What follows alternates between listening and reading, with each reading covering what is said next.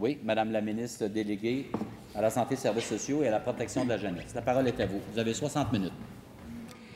Merci beaucoup, Monsieur le Président. Je dois vous dire que je suis très heureuse aujourd'hui de prendre la parole au stade de l'adoption de principes du projet de loi portant sur les soins de fin de vie. Je suis heureuse parce que c'est un projet de loi d'une très grande importance, d'une très grande aussi sensibilité, d'une très grande humanité qui porte sur une période de notre vie qui est la fin de vie. Et évidemment, qui touche absolument tout le monde, parce que oui, je vous l'apprends, Monsieur le Président, vous allez avoir une fin de vie, je vais en avoir une. Tous nos proches, nos amis, évidemment, vont passer à cette étape ultime, de la vie qui est la fin de vie. Et le projet de loi vise à donner toute sa place à cette étape de la vie qui est la fin de vie, en reconnaissant aux personnes tout le soin, tout l'accompagnement qu'elles ont besoin pour répondre à leur situation spécifique en fin de vie.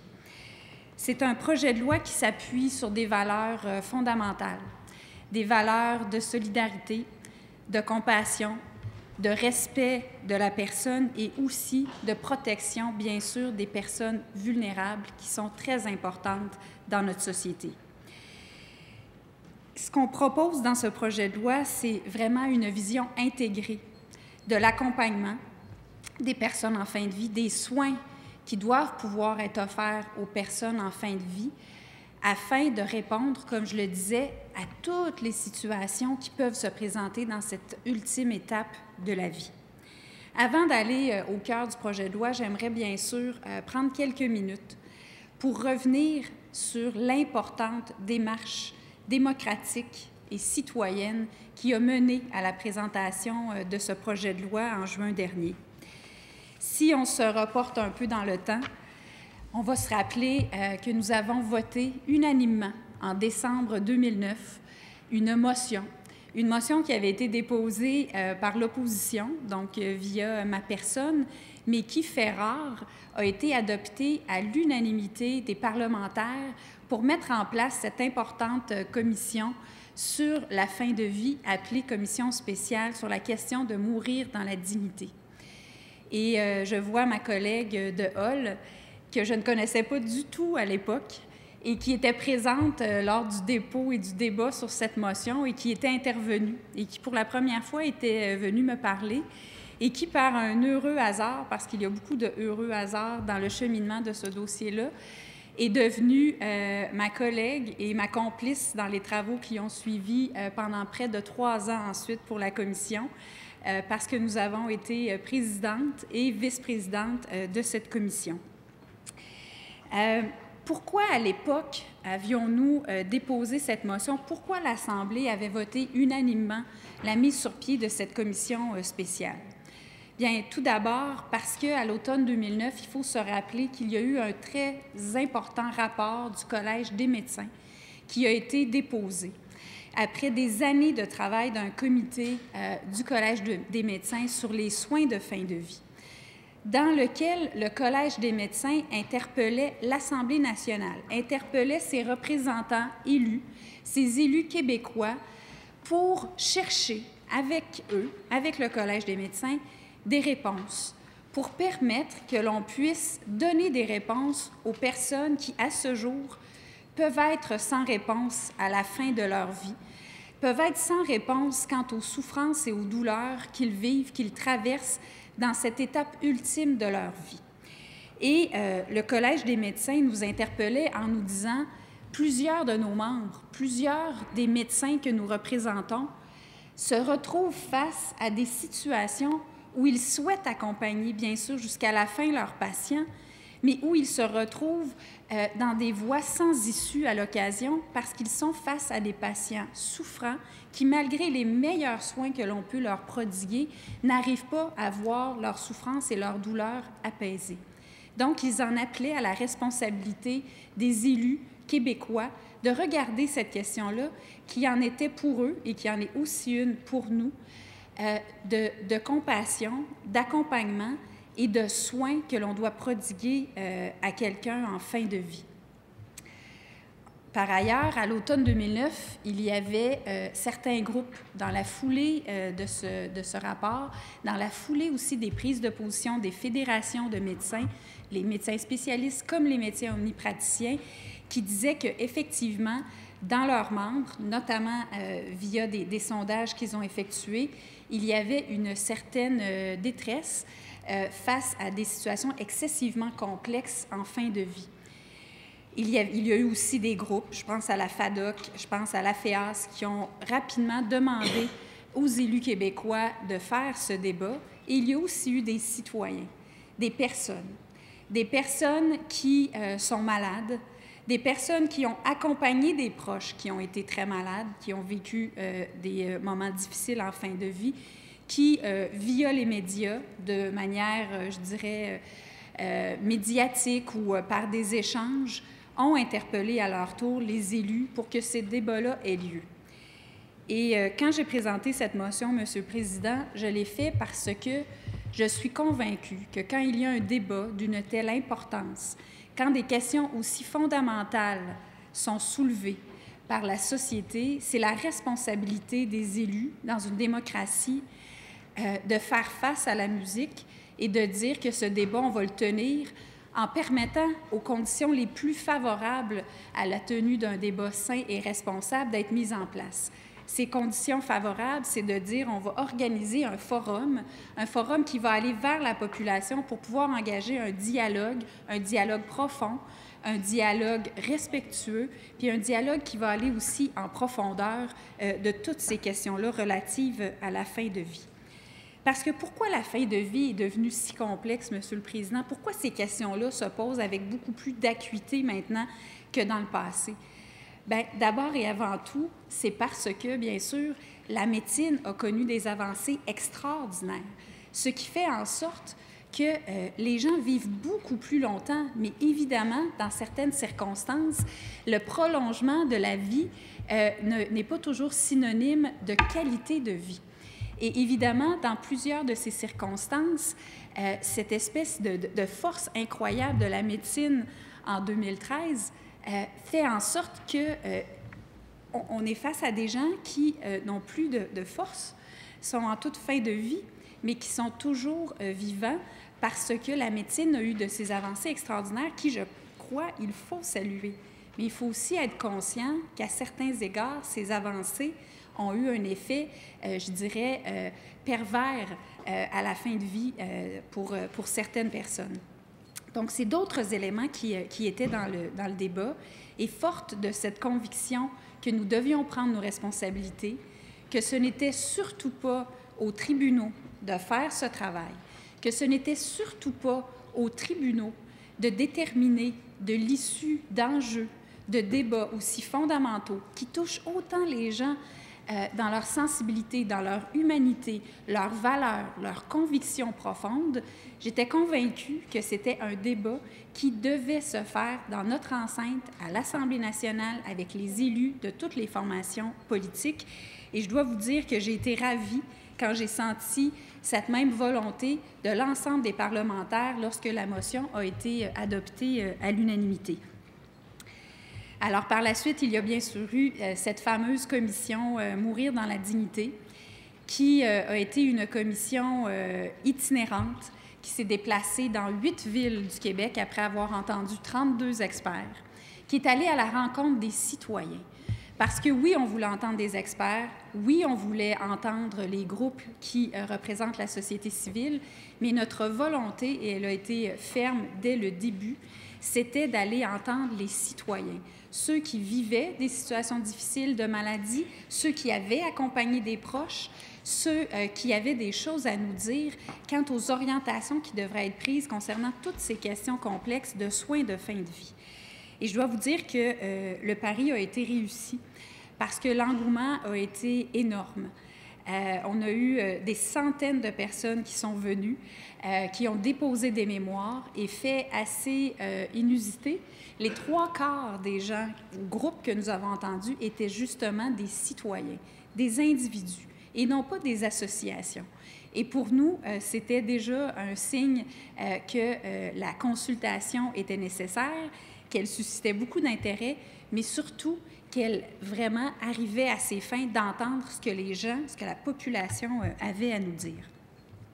Donc, oui, un engouement sans précédent, des centaines de mémoires, des centaines de personnes entendues, des milliers de personnes qui ont répondu, près de 6000 personnes qui ont répondu au questionnaire en ligne, à la consultation en ligne, et je vous dirais un dialogue d'une richesse incroyable. Et c'était vraiment, pour tous les parlementaires qui ont été participés, une expérience marquante. Parce que non seulement les gens venaient parler d'expériences très intimes, souvent, avec toute la force de leurs convictions, de ce qu'elles avaient vécu de positif ou de moins positif, mais aussi de voir toute l'écoute qui se dégageait entre les gens qui pouvaient avoir des positions diamétralement opposées, mais que cette écoute-là était empreinte de respect. Et ça aussi, je vous dirais que c'était un autre élément qui nous a fait dire que notre pari était aussi réussi à cet égard-là, parce que la confiance qui nous habitait d'être capable de tenir ce débat-là dans le respect, elle ne nous a jamais quittés, parce qu'effectivement, ville après ville, journée après journée, il y en a eu de très nombreuses, ce respect était toujours présent. Et encore plus, les personnes qui venaient assister à nos débats, à nos consultations, souvent, en fin de journée, on laissait une période de micro ouvert. Et donc, spontanément, plusieurs citoyens, plus de 100, sont venus parler pour dire un peu leur avis à la lumière de ce qu'ils avaient entendu pendant la journée. Donc, formidable exercice démocratique, mais formidable aussi exercice de délibération des membres de cette Assemblée. Et je veux, d'entrée de jeu, témoigner de tous mes remerciements et de toute ma gratitude à tous ces membres de la Commission qui, j'en suis convaincue, seraient tout aussi heureux que moi de parrainer ou de marrainer ce projet de loi. Donc, bien sûr, je faisais référence à ma collègue, la députée de Hall, qui a été la deuxième présidente de cette commission et avec qui nous avons travaillé très, très étroitement, mais aussi précédemment à notre collègue de Jacques Cartier, qui a été le président avec qui j'ai travaillé aussi très étroitement dès le départ pour que la bonne impulsion soit donnée à ces travaux-là. Et je veux remercier les autres collègues, la députée de Mille-Îles, la députée aussi... la députée de Mille-Îles, le député précédent des Îles-de-la-Madeleine qui était avec nous dans cette commission-là, la députée aussi de Marguerite Diouville qui était là précédemment, l'ex-député de Deux-Montagnes. Et évidemment, comme on le sait, c'est une commission qui a réuni des représentants. Il y avait le député de Mercier aussi et ma collègue, la députée de Champlain. Et tout le monde a mis l'épaule à la roue, des représentants des 4 formations politiques pendant ces 51 séances de travail. Et bien sûr, pendant ces nombreux mois, parce que les séances de travail ont duré plus d'1 année, après les consultations, il y a eu toutes sortes de débats, des débats plus houleux que d'autres d'ailleurs dans cette enceinte, mais toujours on a été capable de s'élever au-dessus de la partisanerie et de rentrer en quelque sorte dans cette bulle quand on arrivait à nos délibérations, parce qu'on était animés par l'intérêt commun, par le bien-être des personnes, et c'est ce qui nous a guidés tout au long de ces travaux. Donc, je dirais fort de cet esprit-là, on a réussi à arriver à déposer un rapport unanime avec 24 recommandations unanimes qui s'appuyaient sur l'ensemble de ce qu'on avait entendu, qui s'appuyaient sur l'ensemble des expertises qu'on avait reçues, qui s'appuyaient aussi sur une mission qu'on a menée en France, en Belgique et aux Pays-Bas pour aller voir ce qui se faisait ailleurs dans les pays qui ont vraiment regardé de près et ont légiféré sur toute la question de la fin de vie. Et pour moi, ça aussi, c'est un autre pari de réussite d'avoir pu en venir dans des contextes pas toujours faciles parce qu'on sait c'est quoi la politique au quotidien et la partisanerie au quotidien qui est nécessaire parfois, mais au-dessus de laquelle il faut aussi savoir s'élever. Donc, je pense que c'est avec beaucoup de fierté que l'ensemble des membres de la commission a déposé son rapport le 22 mars 2012.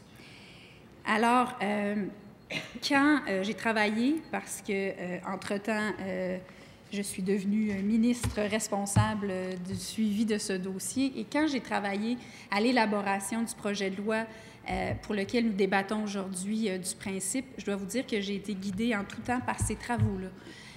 J'étais très soucieuse d'être fidèle à l'esprit de ce qui nous avait animés et de ce qui nous avait conduit à mettre de l'avant ces 24 recommandations-là.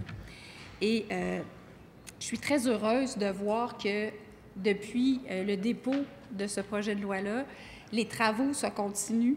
Je vais y venir aussi bientôt, mais dans un très bel esprit encore de collaboration avec d'autres collègues des partis d'opposition qui ont pris la relève, des collègues aussi du côté ministériel qui ont pris la relève au sein de la commission parlementaire et que cet esprit de non-partisanerie, cet esprit de collaboration est toujours très présent. Pour moi, c'est d'une très grande richesse et je pense que c'est aussi de nature à redonner confiance aux citoyens qui voient qu'on est capable aussi de faire notre manière, de faire notre travail de la manière la plus, je dirais, productive, sensible et respectueuse possible, bien sûr, quand l'intérêt des citoyens le commande. Donc, j'ai vraiment été animée par ces travaux. J'ai été animée, bien sûr, par le rapport, et par ses conclusions. Et le projet de loi donc, que j'ai déposé, le projet de loi 52 concernant les soins de fin de vie, que j'ai déposé en juin dernier, c'est un projet de loi qui est vraiment en droite ligne avec les recommandations de la Commission. Et je vous dirais que considérant autant l'intérêt que l'espoir qui avait été suscité par nos travaux de la Commission, considérant l'intérêt que la population porte à ces questions-là, quand ils se projettent notamment dans leur fin de vie. Considérant, bien sûr, l'ampleur exceptionnelle de la consultation qui a été menée. Considérant toute l'avancée, toutes les avancées qu'on avait pu franchir comme groupe de parlementaires ensemble, nous avions vraiment la responsabilité comme gouvernement de donner suite à ce rapport, de donner suite à ces recommandations. Et lorsque ce projet de loi a été élaboré, il a été élaboré dans le même esprit, c'est-à-dire d'en arriver avec une loi, comme je le disais d'entrée de jeu, qui laisse toute la place à la personne, qui met la personne au centre de notre réflexion, pour cette étape ultime de la vie qui est la fin de vie. Et de donner toute la place à la fin de vie dans une loi.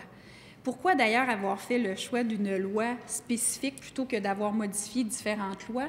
C'est justement pour qu'il y ait cette reconnaissance très forte que cette étape-là de la fin de vie, que cet accompagnement-là, que ces droits des personnes en fin de vie sont fondamentaux et qu'on les reconnaît noir sur blanc dans une loi qui est précisément là pour les personnes qui sont en fin de vie.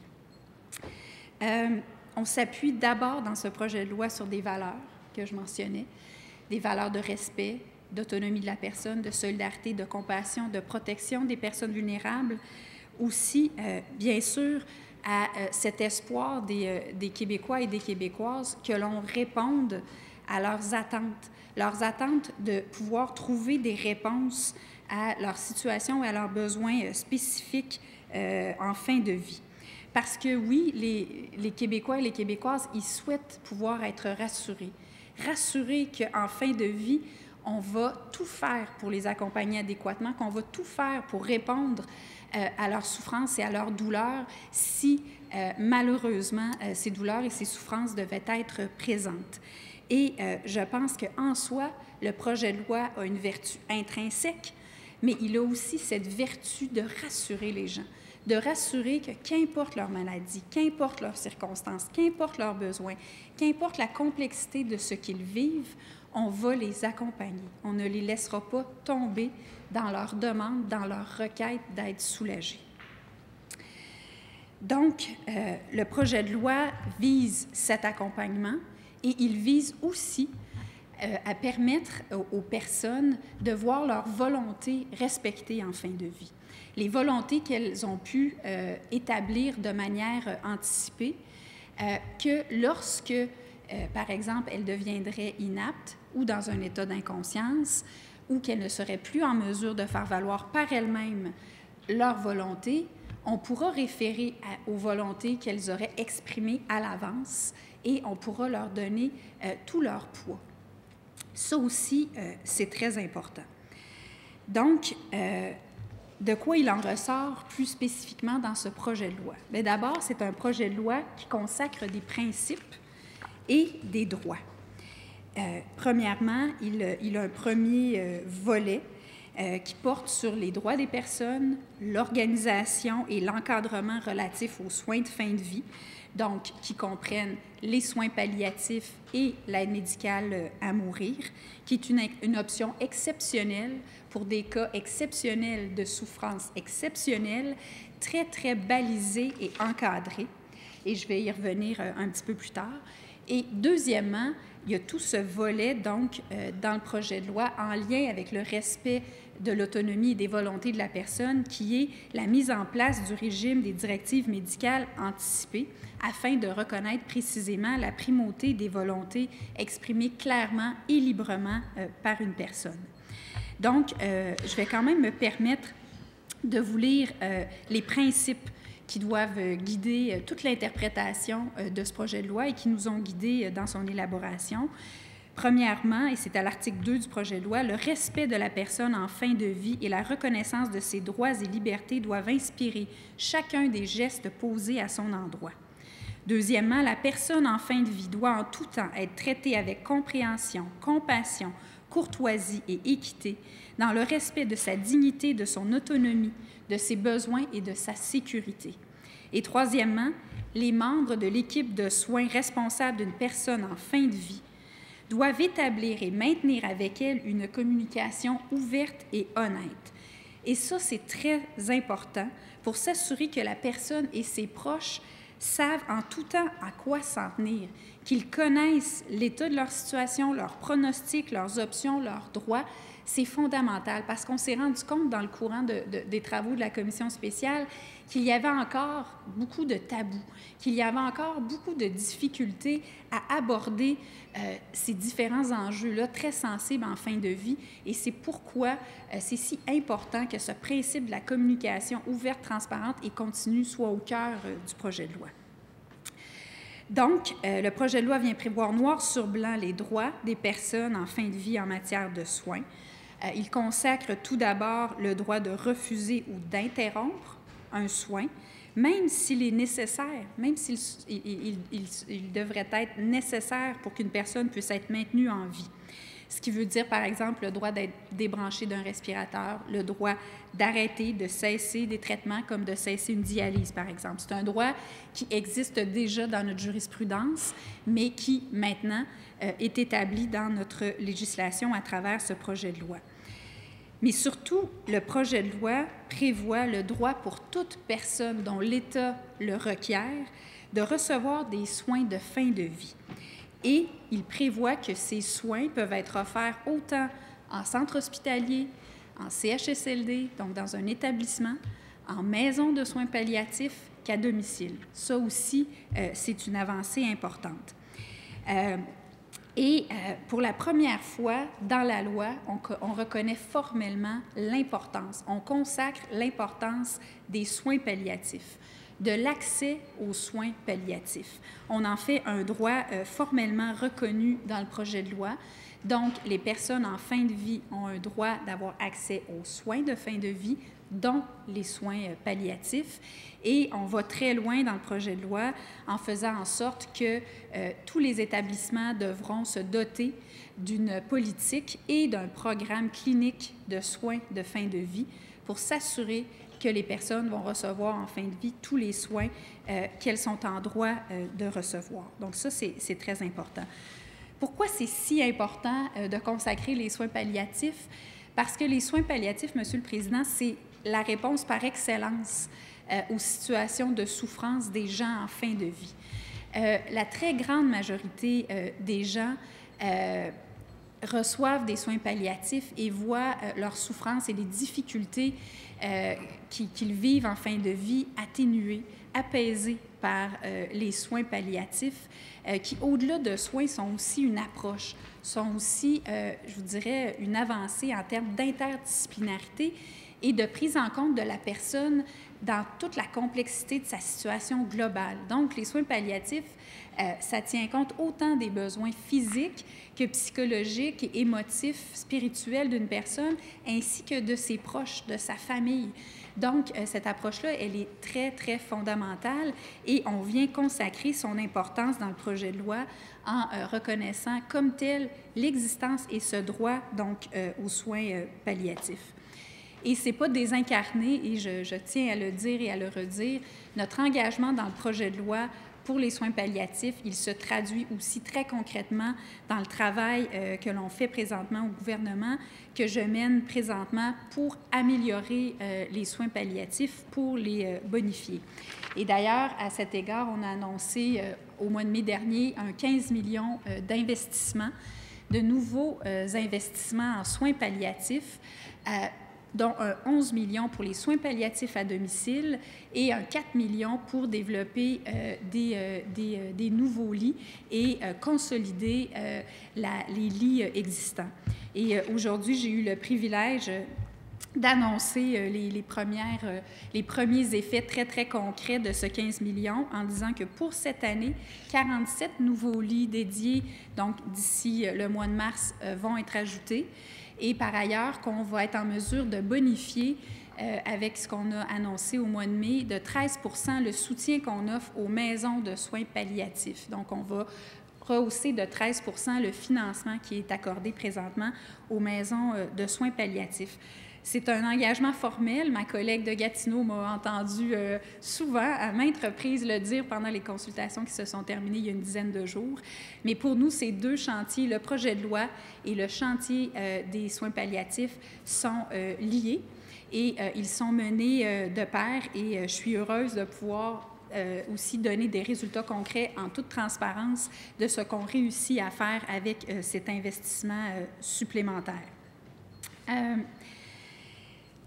Aussi, peut-être un petit mot très précis sur un soin qui est très mal connu dans les soins palliatifs, celui de la sédation palliative continue ou terminale. Donc, il y a un débat à savoir quel est le meilleur terme et ce type de débat et de réflexion qui ont été portés à notre connaissance, bien sûr, fait l'objet de réflexion en ce moment pour qu'on arrive avec le meilleur terme final dans le projet de loi. Et on vient l'encadrer plus qu'actuellement dans le projet de loi, parce que la sédation palliative continue, c'est le fait de plonger quelqu'un dans un état d'inconscience. Donc, de plonger un peu quelqu'un dans un état de sommeil très, très profond, comme on le fait, par exemple, avec des grands brûlés ou comme on le fait quand on plonge quelqu'un sous anesthésie. Et parce que ces douleurs sont très fortes, très grandes. Et à ce jour, la sédation palliative continue n'était pas encadrée formellement. Et plusieurs personnes, plusieurs experts pendant les travaux de la commission nous ont dit que ce serait important d'aller beaucoup plus loin dans l'encadrement, surtout pour qu'il y ait un protocole uniforme qui soit convenu. Donc, en ce moment, le Collège des médecins et l'Ordre des pharmaciens travaillent sur ce type de protocole pour que ce soit uniforme et que cette sédation continue, ce soin palliatif de la sédation, soit bien connu et appliqué uniformément. Donc, c'est un soin que l'on vient baliser davantage dans le projet de loi. Donc, les soins palliatifs sont vraiment au cœur du projet de loi, au cœur de notre travail aussi en ce moment au quotidien au ministère de la Santé et des Services sociaux. Mais il faut aussi être conscient que même les meilleurs soins palliatifs offerts dans les meilleures circonstances, et je dirais aussi aux personnes qui ont des maladies qui s'y prêtent plus que d'autres, donc les meilleurs soins palliatifs n'arrivent malheureusement pas à soulager toutes les souffrances et toutes les douleurs des personnes en fin de vie. Et pour une minorité de personnes en fin de vie, comme nous le disait le Collège des médecins en 2009, on n'arrive pas à trouver de réponse satisfaisante. On n'arrive pas à leur offrir ce qu'ils attendent de leurs soignants, de leurs équipes, pour soulager, pour endiguer leurs souffrances. Et la Maison Michel Sarrazin, qui est un peu, je vous dirais, évidemment, qui est le leader au Québec, un peu la Cadillac des soins palliatifs au Québec, nous a dit que même chez eux, en offrant les meilleurs soins palliatifs, il y a toujours une proportion de 5 à 6 % des gens qu'ils reçoivent, des personnes qui sont donc reçues à Michel Sarrazin, qui n'arrivent pas à trouver des réponses satisfaisantes à leurs souffrances, qu'on appelle alors des souffrances réfractaires. Alors, comme société qui veut apporter des réponses de compassion et de solidarité à tous les membres qui composent son tissu social, à tous les membres qui la composent, il nous apparaissait très important, à l'issue des travaux de la commission et évidemment dans l'élaboration du projet de loi, de prévoir que dans le continuum de soins, il devait y avoir un soin supplémentaire, une option supplémentaire tout à fait exceptionnelle pour répondre à des situations de souffrance exceptionnelles auxquelles on n'arrive pas à répondre avec même les meilleurs soins palliatifs pour répondre à ces personnes-là. Et cette option, c'est l'aide médicale à mourir. L'aide médicale à mourir, ce n'est pas quelque chose de désincarné par rapport à l'ensemble des soins que l'on prodigue à une personne en fin de vie. C'est vraiment le soin ultime sur le continuum de soins. Et cette idée de continuum de soins appropriés en fin de vie, c'est aussi une idée qui a été mise de l'avant par le Collège des médecins dans cette recherche de solutions pour les personnes pour qui il n'y avait pas de solution. Et je pense que c'est vraiment la bonne approche. C'est ce qui nous permet d'aborder toute la question de la fin de vie de la manière, je pense, la plus cohérente possible, en disant qu'on veut accompagner le mieux possible une personne pour répondre à ses besoins, à sa situation propre, avec les meilleurs soins possibles, et que quand les soins plus habituels ne répondent pas, il faut se donner cette possibilité-là supplémentaire qu'est l'aide médicale à mourir. Pourquoi avoir choisi le mot « aide médicale à mourir ». Donc, c'est un terme, je vois que ma collègue de Gatineau, qui est une spécialiste des demandes pour que les termes soient précis, et je partage sa volonté à cet égard-là. Pourquoi avoir choisi l'expression « aide médicale à mourir » ? Pendant les travaux de la commission, c'est une expression qui s'est imposée peu à peu. Parce que l'aide médicale à mourir, par le mot « aide », ça fait référence à toute notre volonté d'accompagner la personne. Ça fait aussi référence au fait que dans tous les cas, dans toutes les situations, la demande va devoir provenir de la personne elle-même pour elle-même. Jamais une tierce personne, une tierce partie, un mari, une conjointe, un père, un enfant, une fille, un fils, va pouvoir demander l'aide médicale à mourir pour la personne qui est concernée. Donc, c'est une demande d'aide qui provient de la personne. Et l'autre réalité qui est fondamentale dans l'expression, c'est le mot « médical ». C'est ce qui fait référence au fait qu'en tout temps, la personne va devoir être accompagnée d'un médecin. La personne ne sera pas laissée à elle-même. Par exemple, pourquoi ne pas parler de suicide assisté? Bien, le suicide assisté, c'est complètement différent de la notion d'aide médicale à mourir. Le suicide assisté, c'est un peu vu comme le prolongement du suicide, comme une personne qui veut mettre fin à sa vie, mais qui ne peut pas le faire et qui est assistée pour le faire. Et dans les États où la pratique de suicide assisté existe, c'est essentiellement dans des États américains, l'État du Vermont, l'État de Washington, l'État de l'Oregon. C'est un geste qui est beaucoup plus isolé, qui est très isolé, parce qu'en fait, la personne, ce qu'elle reçoit comme accompagnement, c'est la fourniture d'une prescription qui lui dit au moment opportun, compte tenu que tu réponds à certains critères, tu pourras te prévaloir de ta prescription pour décider que c'en est assez et donc que tu mets fin à ta situation,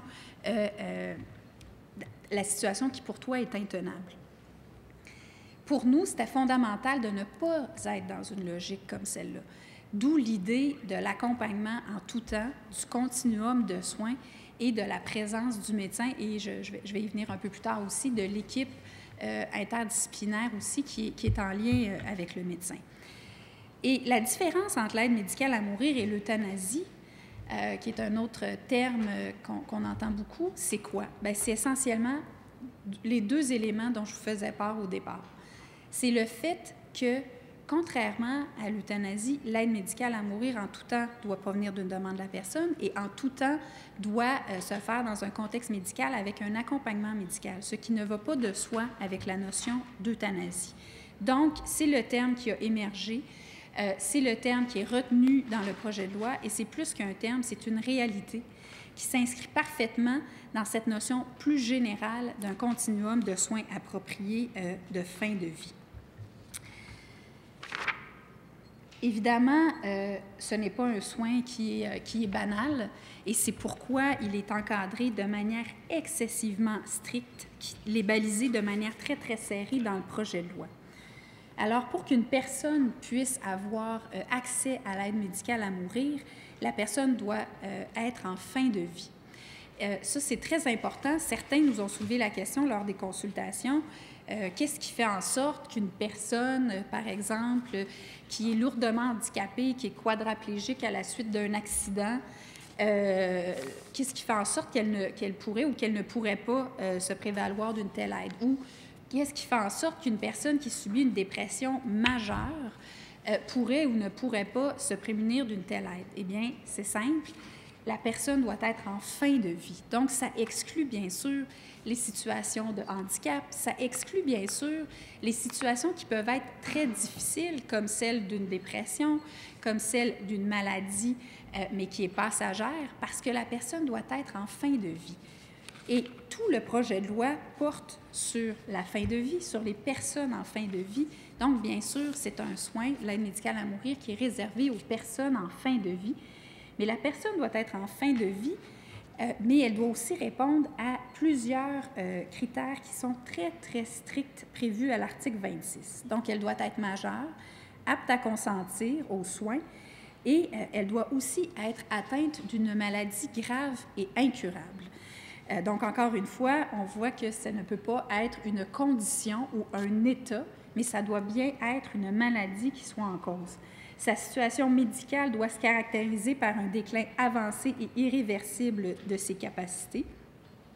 Et elle doit éprouver des souffrances physiques ou psychiques constantes, insupportables et qui ne peuvent être apaisées dans des conditions qu'elle juge tolérables. Donc, elle doit formuler, c'est prévu aussi, de manière libre et éclairée, la demande pour elle-même, par elle-même, au moyen donc d'un formulaire, être dûment accompagnée, formulaire qui doit être signé en présence d'un professionnel de la santé ou des services sociaux. Et il y a tout un processus par la suite qui est prévu d'accompagnement. Donc, avant que le médecin puisse accéder à la demande d'une personne, il y a un processus très clairement établi à l'article 28 du projet de loi. Donc, évidemment, le médecin doit être convaincu que la personne satisfait aux critères de l'article 26. Il doit aussi s'assurer, bien sûr, du caractère libre et éclairé de sa demande en vérifiant notamment, et on l'écrit noir sur blanc, qu'elle ne résulte pas de pression extérieure, en s'assurant aussi du caractère éclairé de la demande en l'informant de son pronostic, des possibilités thérapeutiques qui pourraient être encore envisageables, en s'assurant de la persistance de ses souffrances et de sa volonté réitérée d'obtenir l'aide médicale à mourir.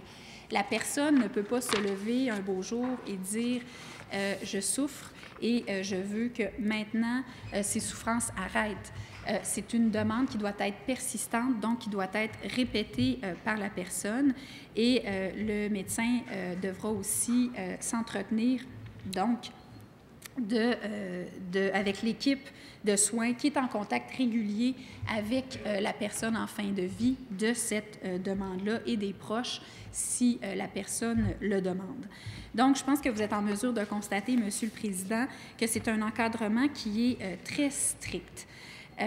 C'est d'ailleurs l'encadrement le plus strict quand on compare toutes les législations qui existent sur les soins de fin de vie. Il est très strict de par l'ensemble des conditions du processus très précis qui est mis de l'avant, mais il est très strict aussi parce qu'il conjugue un peu deux approches. L'approche américaine, en quelque sorte, c'est vraiment de répondre aux personnes qui sont en fin de vie. Mais le critère de la souffrance n'est pas présent nécessairement. En Europe, en Belgique, aux Pays-Bas, le critère déterminant, c'est la présence de souffrance constante et inapaisable, mais de manière exceptionnelle, la personne ne doit pas nécessairement être en fin de vie. C'est ce qui fait que des fois, on entend parler de cas qui proviennent de la Belgique. Par exemple, le cas d'une personne qui a subi une opération de changement de sexe et qui s'est retrouvée dans un état de très, très grande détresse psychologique à la suite de cette opération-là. Et qui aurait eu recours à une demande d'assistance médicale, dans ces circonstances-là. Ce n'est pas quelque chose, et je tiens à le dire, qui serait possible ici au Québec, compte tenu de l'encadrement très serré et du fait que la personne doit être en fin de vie et avoir des souffrances. Donc, l'addition des deux conditions dans notre projet de loi, en plus de tous les autres critères prévus au projet de loi. Même chose pour une personne qui aurait une dépression très sévère. Cette personne-là n'est pas en fin de vie, donc l'ouverture à l'aide médicale à mourir ne serait pas possible pour cette personne-là. Donc, un encadrement très strict. Et l'autre volet du projet de loi, qui est aussi très important et qu'on a tendance à moins voir mis de l'avant, c'est toute la question des directives médicales anticipées. Et tout ce régime que l'on met en place dans le projet de loi, c'est dans le but de permettre à une personne qui souhaiterait faire connaître à l'avance ses volontés de soins, donc les soins qu'elle souhaiterait recevoir comme les soins qu'elle ne souhaiterait pas recevoir. On peut penser, par exemple, à une personne qui ne voudrait pas être réanimée. On peut penser à une personne qui ne souhaiterait pas, dans certaines circonstances, être donc branchée à un respirateur, un ventilateur. On peut penser à quelqu'un qui, dans certaines circonstances, dirait « Moi, je ne veux pas d'acharnement thérapeutique. Je ne veux pas, par exemple, être traité avec des antibiotiques si je suis en fin de vie. » Donc, c'est une manière de reconnaître l'importance des volontés que la personne peut exprimer de manière anticipée et de dire, dans la mesure où ces demandes-là vont être faites dans le formalisme qui est prévu dans le projet de loi, donc soit par acte notarié ou via le formulaire qui va être prévu à cette fin, ces directives-là vont avoir une valeur contraignante. Donc, c'est dire que l'équipe soignante va devoir les respecter, ce qui, à ce jour, n'était pas le cas. Elles avaient une valeur indicative de volonté, mais l'équipe n'était pas tenue de les respecter. Et en plus, on met sur pied un mécanisme, un registre, où les directives vont être versées et qui va faire en sorte, bien sûr, de faciliter de beaucoup la vie des personnes qui reçoivent donc des gens qui sont dans un état d'inconscience ou un état d'inaptitude pour qu'elles sachent, via la consultation de ce registre, ce que la personne souhaite et ne souhaite pas recevoir comme soins en fin de vie. Donc, c'est un volet très important pour consacrer le principe de l'autonomie décisionnelle de la personne, son autodétermination, qui a été consacré avec la réforme du Code civil. Je pense que c'est très important de le dire. Réforme du Code civil qui est entrée en vigueur en 1994 et qui est vraiment venue consacrer la primauté du respect de la personne et de son autonomie versus, par exemple, le paternalisme médical qui avait cours encore dans les années 70-80, en disant qu'une personne, dans la mesure où c'est sa demande, faite en toute lucidité, de manière contemporaine ou anticipée, lorsque c'est sa demande, on doit respecter sa demande, son autonomie, son intégrité, sa volonté de soins ou son refus de soins. Et je vous dirais que dans cette optique-là, on franchit un pas de plus en reconnaissant l'importance donc des directives médicales anticipées. Je voudrais dire quelques mots, bien sûr, sur les consultations, parce que oui, il y a eu de très vastes consultations dans le cadre des travaux de la commission spéciale, mais on a eu la chance d'avoir aussi 4 semaines de consultations très riches, de débats et d'échanges très riches à la suite donc du dépôt du projet de loi et bien sûr sur des enjeux encore plus ciblés, sur des libellés, sur un projet de loi très concret qui donc était soumis à la discussion. Et ça a été une expérience, je pense, autant pour mes collègues de l'opposition que du parti ministériel que pour moi, encore une fois, très riche. Et encore une fois, il y a régné un très bel esprit de collaboration, de collégialité. Tous les membres de la commission, tous mes collègues qui étaient présents, étaient vraiment animés par ce souci, je l'ai bien senti, d'aller au fond des choses, d'avoir des réponses à leurs questions, de pouvoir aussi améliorer le projet de loi. Et je veux le dire, j'ai bien sûr ce même souci qu'on en arrive avec le meilleur projet de loi possible quand on va arriver à l'étape de l'étude détaillée, donc en commission, l'étude article par article. Et j'ai bien entendu les commentaires qui m'ont été faits par les collègues, par les groupes qui sont venus, des éléments qui pourraient être bonifiés, comme de préciser davantage les termes, de préciser davantage le rôle de la commission sur les soins de fin de vie qui est mise sur pied dans le projet de loi. C'est une commission qui va s'assurer d'un bon suivi de la loi, qui va devoir faire rapport, donc, annuellement sur ses activités et aux 5 ans sur l'évolution des soins de fin de vie et qui va aussi faire le suivi de l'aide médicale à mourir, donc pour s'assurer que cette loi-là est bien implantée, bien appliquée, qu'elle donne les résultats et l'essor que l'on souhaitait et aussi qu'elle va faire la surveillance voulue quant à l'aide médicale à mourir. Donc, c'est une commission importante aussi et on pourra revenir plus en détail sur son mandat lors des auditions, lors de l'étude article par article, tout comme on pourra revenir en détail aussi sur la question des directives médicales anticipées qui a aussi reçu un certain nombre de commentaires. Mais au-delà des aspects plus techniques, je dois vous dire que ces consultations-là ont vraiment montré à quel point il y avait une forte adhésion, à quel point il y avait un consensus très, très fort autour de ce projet de loi. Est-ce que consensus veut dire unanimité? Non, il n'y a pas unanimité, évidemment. Il n'y a pas unanimité parmi les groupes que nous avons entendus, comme il n'y a pas de parfaite unanimité dans la population. Mais je pense que comme élus, on sent sans doute tous à quel point ce projet de loi, la question des soins de fin de vie, de l'aide médicale à mourir, fait consensus dans la population parce qu'on est en échange, bien sûr, constant avec les gens qu'on a le privilège de représenter, qui nous transmettent leurs histoires aussi, leurs histoires personnelles, l'histoire de leurs proches.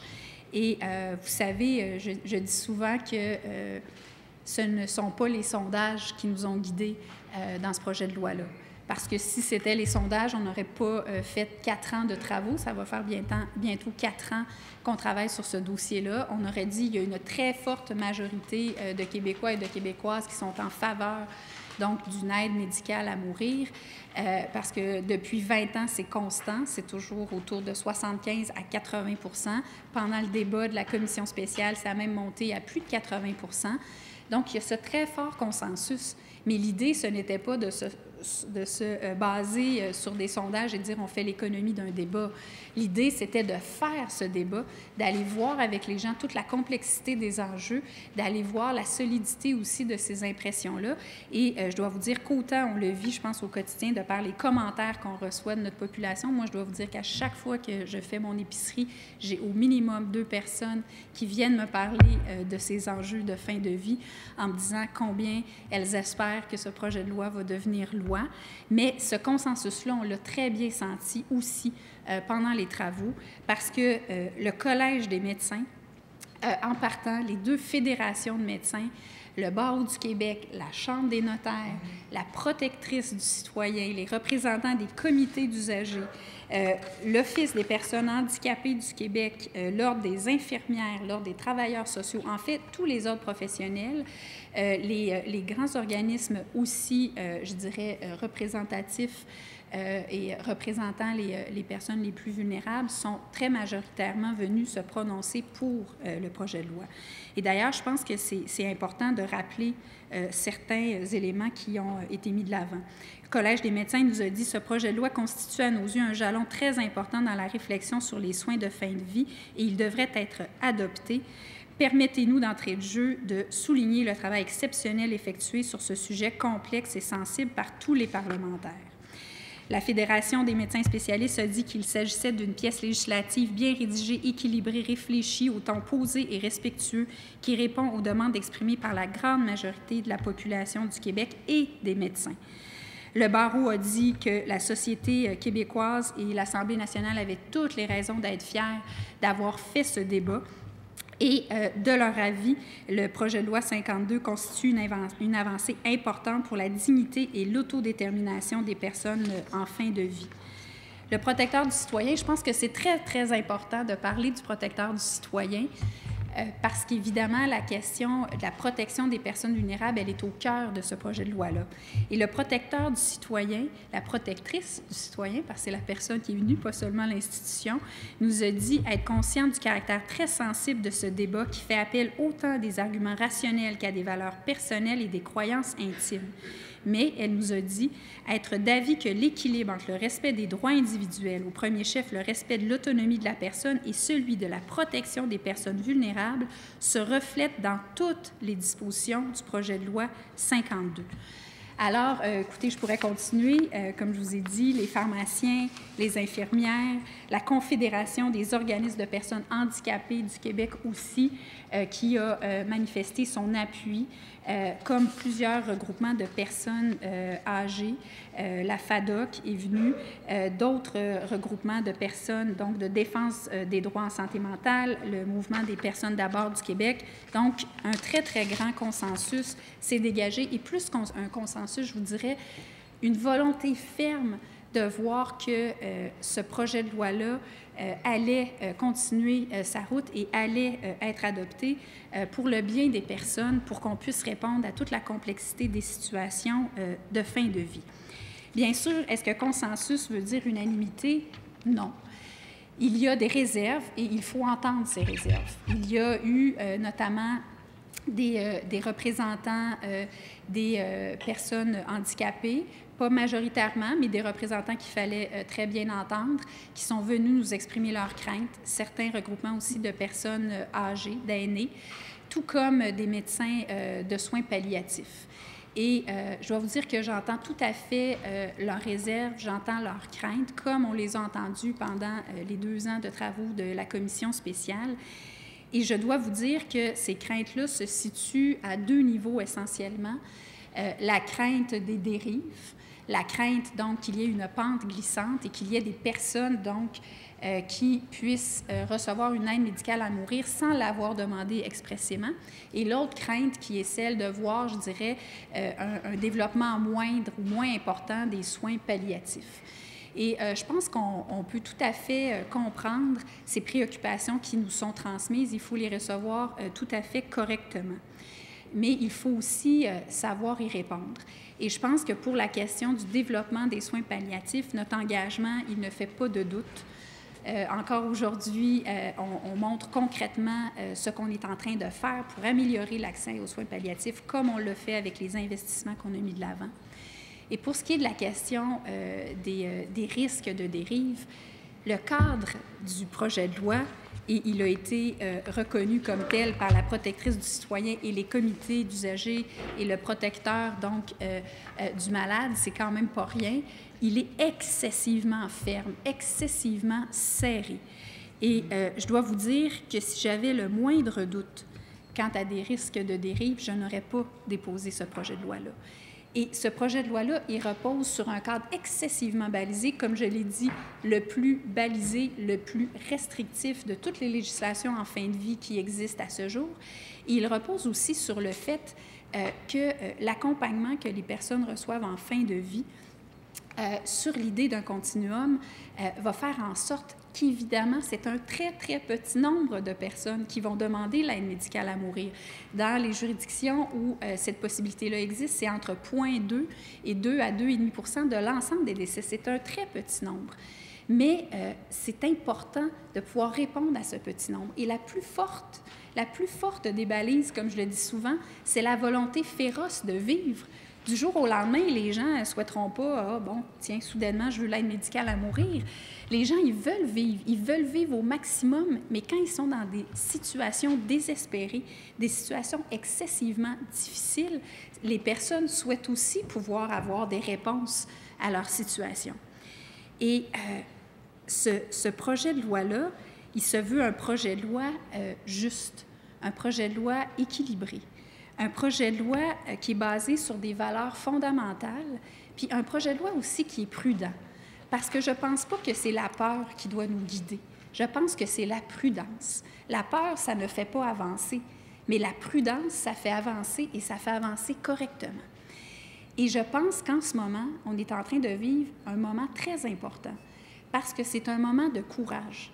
C'est un moment de courage des parlementaires de dire on ne sera pas en retard sur ce que la population nous demande. Et moi, je pense qu'on est déjà en retard. Est-ce qu'il faut répondre à quelque chose juste parce que la population nous le demande? Non.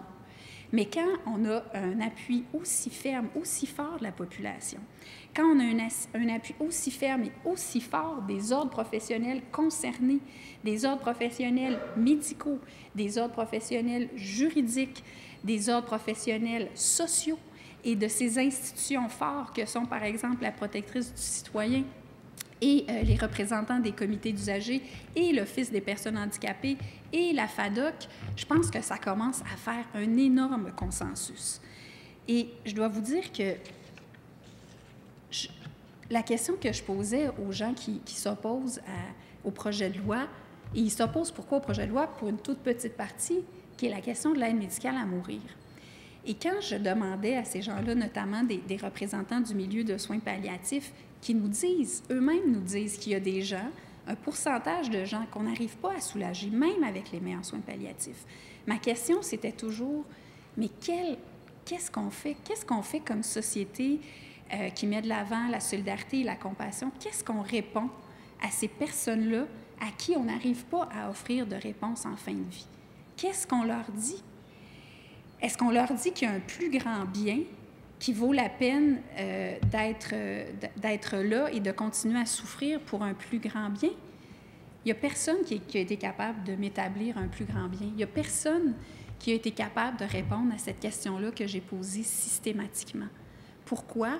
Parce que je pense, comme le Collège des médecins nous y a conviés, comme la population nous y convie très fortement, qu'il faut trouver des réponses à ces personnes-là qui souffrent en fin de vie, qui souffrent, selon eux, de manière intolérable, qui souffrent de manière constante, qui souffrent sans raison parce que leur fin de vie, elle est proche, parce qu'ils sont en fin de vie, parce que non, ils n'ont pas la chance de pouvoir voir leur situation s'améliorer, parce que leur situation, elle est irréversible, parce que leur situation, elle est sans issue. Alors, je pense que c'est très important d'avoir ce courage-là et d'avoir le courage de jouer pleinement notre rôle d'élu, notre rôle de dialogue, notre rôle d'écoute, d'avoir le courage de dire tous ensemble, comme parlementaires qui avons été capables depuis le jour 1 de s'élever au-dessus de la partisanerie pour le bien supérieur de la population, on va avoir ce courage-là qui va rencontrer le courage des autres professionnels du milieu juridique, du milieu social, des grands regroupements de notre société pour dire on va avancer ensemble. On va avancer en mettant de l'avant une loi extraordinaire, une loi progressiste, une loi qui va offrir les meilleurs soins aux personnes, qui va assurer les personnes que si le pire arrive, elles vont avoir les meilleurs soins possibles et que si le pire du pire arrive et que malgré les meilleurs soins palliatifs, on n'arrive pas à les soulager, qu'il y aura pour ces personnes-là une option exceptionnelle, strictement balisée, qui va pouvoir leur apporter des réponses. Et au-delà des réponses qu'elles vont pouvoir apporter, on va pouvoir aussi montrer qu'on a une solidarité pour les personnes qui vivent dans l'angoisse de vivre des jours à la fin de leur vie très difficile et qui vont dire qu'elles vont se sentir beaucoup plus sécurisées et surtout qu'on va protéger adéquatement les personnes vulnérables qui, en ce moment, du fait qu'il n'y a aucune législation, ne sont pas protégées adéquatement. Alors, Monsieur le Président, je tiens à remercier ma collègue de Gatineau, je tiens à remercier mes collègues de Jean Talon, ma collègue de Saint-Henri-Sainte-Anne, ma collègue aussi de la deuxième opposition qui était présente avec nous, mes collègues aussi du parti ministériel, députés de Sainte-Rose, députés d'Argenteuil, députés de Masson, qui ont vécu ces 4 semaines de consultation très, très riches. Je pense que personne qui vit les débats entourant ce projet de loi-là de manière aussi étroite, aussi intense, en sort parfaitement indemne parce que ça remet en question beaucoup de choses. Mais aujourd'hui, je nous invite à maintenir cette collaboration, à maintenir ce dialogue, à poursuivre dans la voie qui est celle extraordinaire qu'on a su mettre de l'avant comme parlementaire depuis le jour 1 de ces travaux-là, au nom de la solidarité, de la compassion, au nom du meilleur accompagnement possible et au nom du courage politique de faire une chose juste, de faire une chose bonne pour la société et surtout pour sa population. Merci, Monsieur le Président.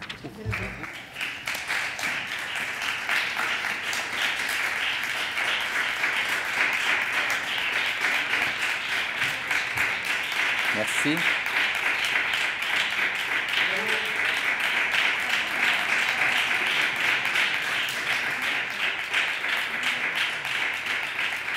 Merci. Merci, Madame la ministre déléguée à la Santé et Services sociaux et à la protection de la jeunesse.